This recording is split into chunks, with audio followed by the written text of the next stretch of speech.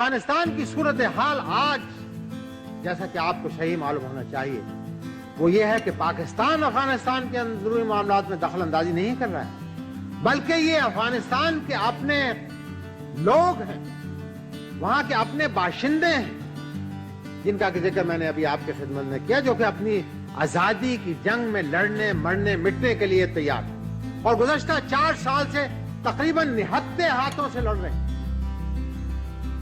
یہ ان کی کارکردگی۔ آج اگر آپ افغانستان کی افواج کا اگر آپ دیکھیں تو جو کہ آج سے 4 سال پہلے تقریباً 1 لاکھ کے لگ بھگ تھی، آج ان کی مقدار جو ہے تعداد جو ہے وہ صرف 30-35 ہزار رہ گئی۔ بہت سے لوگ جو ہیں وہ اپنی افواج کا ساتھ چھوڑ کر مجاہدین کے ساتھ جا ملے، بہت سے لوگ جو ہیں وہ اپنے افواج کا ساتھ چھوڑ کر کہیں اور چلے گئے۔ یہ ان لوگوں کے ہتھیار ہیں جو کہ افغان مجاہدین استعمال کرتے ہیں۔ میں نے یہ بھی کہا ہے کہ اگر آج 20ویں صدی کے اندر 15ویں صدی ہجری کے اندر کیا آپ انسانیت کو اتنا گرا ہوا سمجھیں گے کہ آج بھی ایک ملک دوسرے ملک پر صرف طاقت کے ذریعے سے تسلط جمانے کے اندر کامیاب ہو سکے گا؟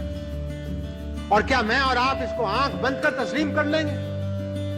تو اس میں کسی سپر پاور یا کسی اپنے سے بڑے یا چھوٹے ہونے کا سوال نہیں، یہ اصولوں کا سوال ہے، اور ایک اسلامی مملکت کبھی اپنے اصولوں سے وفا پیش نہیں۔